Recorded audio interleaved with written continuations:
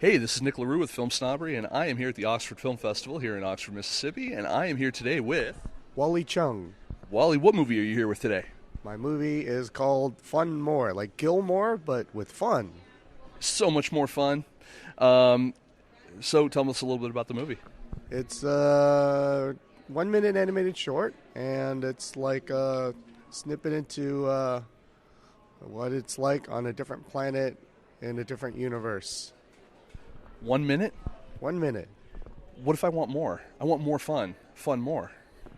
Oh, you got me on that one. Sequel, more fun too? I would hope so. Yeah, right. Now it's so what is the what is this film? Where was I going to go with that? I had a whole thing planned, but I went blank. It's because you're too damn adorable. I can't help it. So, as far as 1 minute, how do you cram a story into 1 minute? That's a really good question. Well, I think some of the greatest films out there are actually commercials, which are less than a minute.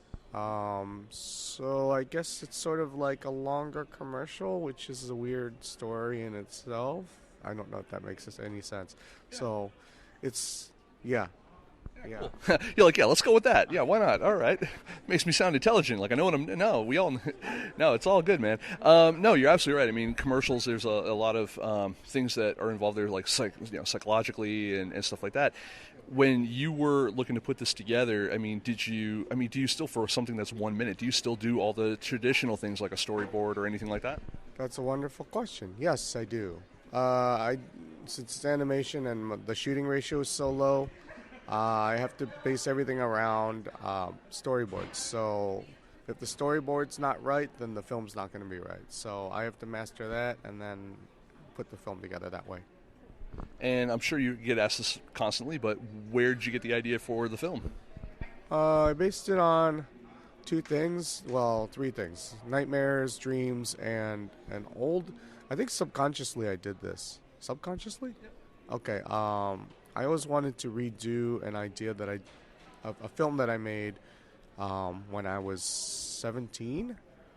I'm older now, but the film I made back then was called Head Garden, and it was about a guy that was walking through a garden with all these heads, and he rips one off, and he eventually wins a head. So it's kind of based on that loosely.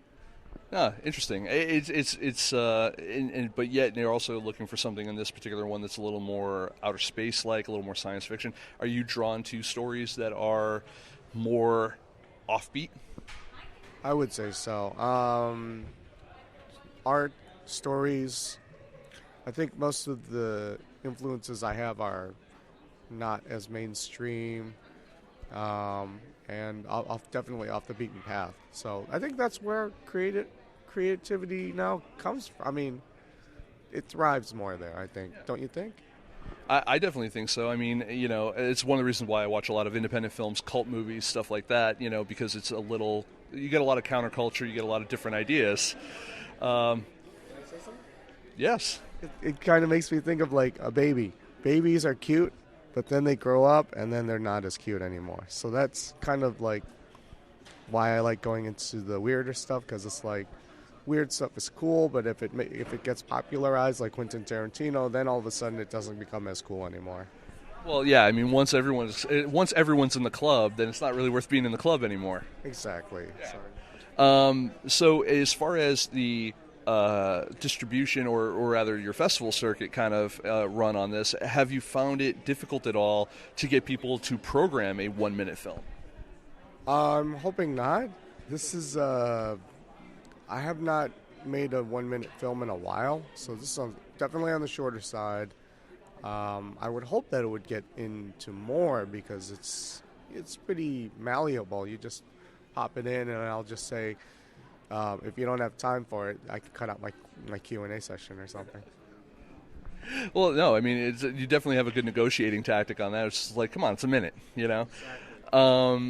As far as the actual creation of it, we talked a little bit about where it came from, and we talked a little bit about the process, and as much as you really didn't deviate too much from the traditional process.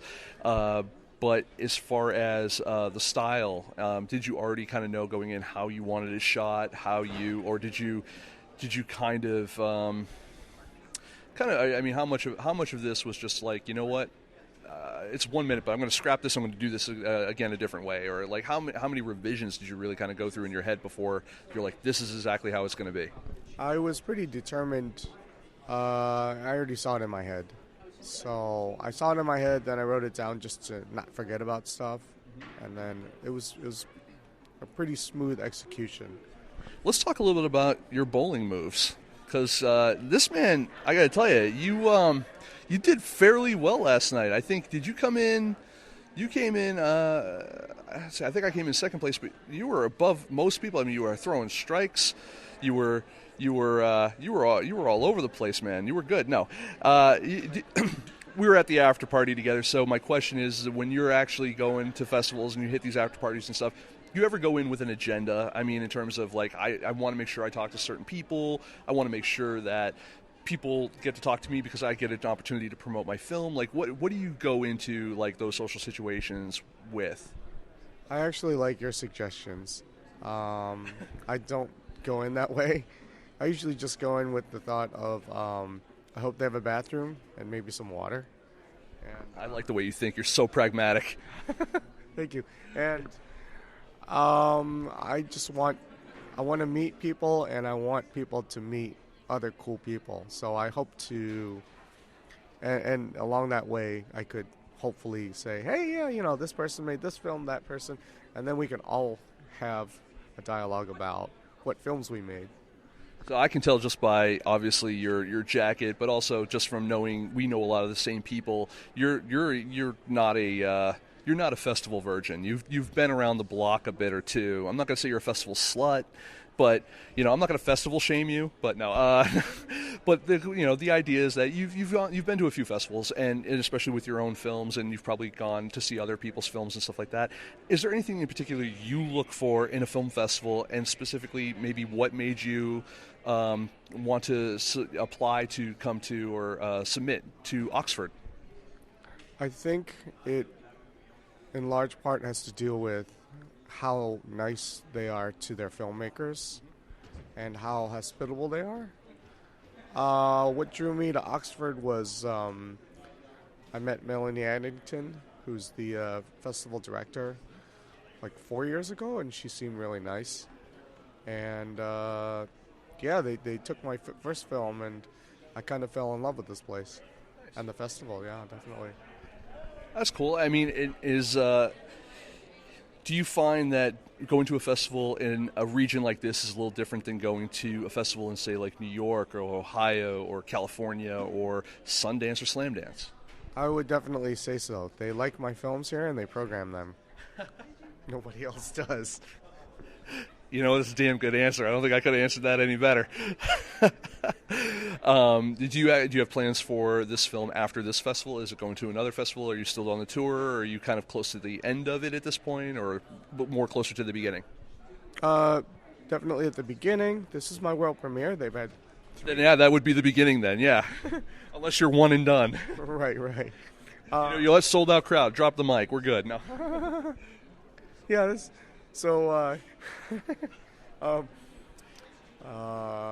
train of thought. Oh yeah, they've had I've had 3 world premieres here in Oxford, and where are you off to next?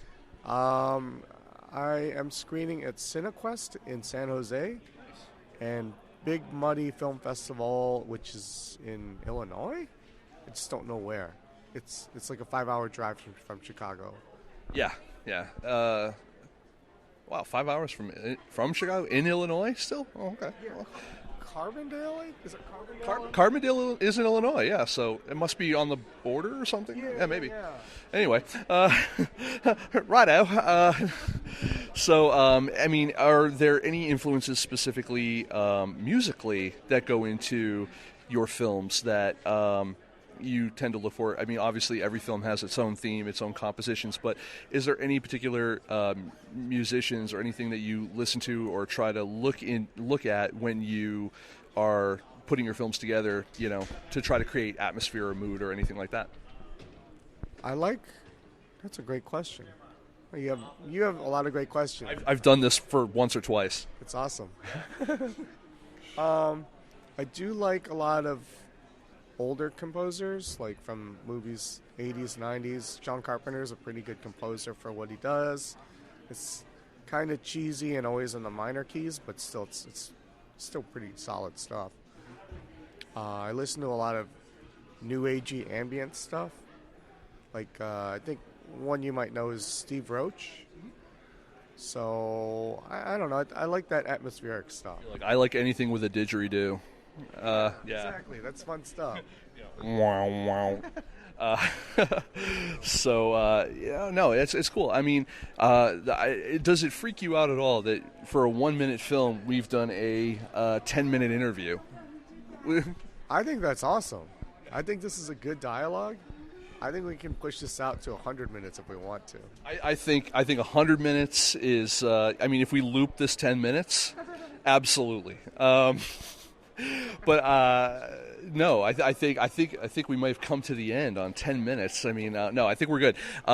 You already told us where you're going after this, and do you have plans to then make it? Actually, here's a stupid question. You put together a 1-minute movie.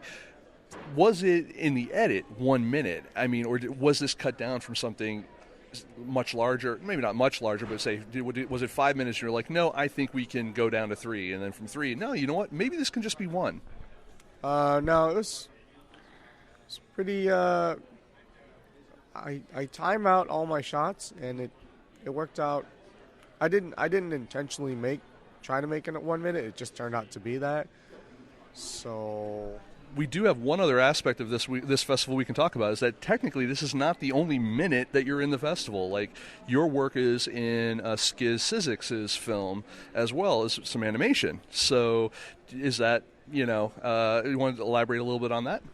Sure. I did an animation sequence in ICEPICK's feature film, ICEPICK to the Moon. And if you got some time, you should check that out. I have all the time in the world, I watch movies for a living. No. How were you, what is your relationship with Skiz, and how were you approached on that? I met Skiz in 2013. I mistook him for somebody else, and he was Jesus? Among other people, yeah. I don't think he likes being called that, but who knows? Well, maybe he should shave then. Maybe. Don't tell him I said that. But yeah, it's just between you and I. Exactly. Speaking to the mic. We met in Park City in 2013 at Slam Dance Film Festival, and I just said this guy's pretty cool. Hopefully he thought the same thing, and then we just kept running into each other at different festivals. So, and then at some point he was making this film and said, hey, by the way, it's got some animation aspects to it. Do you want to contribute? Exactly. And it was a pleasure to work on it and to be included. It's very diplomatic. You're like, if it does well, yeah, totally, it was great. If it does shitty, he's kind of a dick. No, I get it. It's nice that it kind of does show that filmmakers can meet each other on the road and collaborate, and it becomes a. There is that festival family kind of thing that does happen, especially year over year, where you meet your festival buddies, and at the beginning you kind of see them throughout the year as your film goes around. So, it's do you have a? I had a fucking question here. I don't know what it was. Go ahead. That was a really good point. I'll say this while you think of your question. That was a really good point, because I never thought in my wildest dreams I would ever work with anybody doing animation or anything. I just wanted to show my films, and I was fortunate enough to be asked to do stuff for other people. I mean, it definitely shows value in what they see in your work. So, I mean, there's a validation there to, the work that you're putting out, and that people do appreciate your style and, the substance of what you have to say as an artist. So, and that's the thing, like, for someone like Skiz, who's a musician and a filmmaker and artist as well, yourself, obviously, artist, a level of artistry, a level of filmmaking. So, do you just consider yourself to be a filmmaker, a storyteller, animator? I mean, do you assign a particular pronoun to yourself in your career? I would say I'm probably stupid, Fair enough. but Yeah, you're in the arts. I make no money. I know how it is. exactly. But I mean, I always dabbled in everything as a kid, so I'm a jack of all trades. So. I got that. I'd say master of none, but Aziz already has that shit covered. So, I'm sorry, you're not going to get in on that one, But, I would say, instead of saying jack of all trades, I'm going to call you Wally Chung, the Renaissance man. That's what you're going to be, Renaissance man. So, but I want to thank you for coming on and chatting with us, and I want to say good luck for you, your screening and the rest of your festival tour, because it sounds like it's going to be fun because it's just starting. So enjoy it, and again, thank you for chatting. Yeah, thank you very much. Thanks for having me.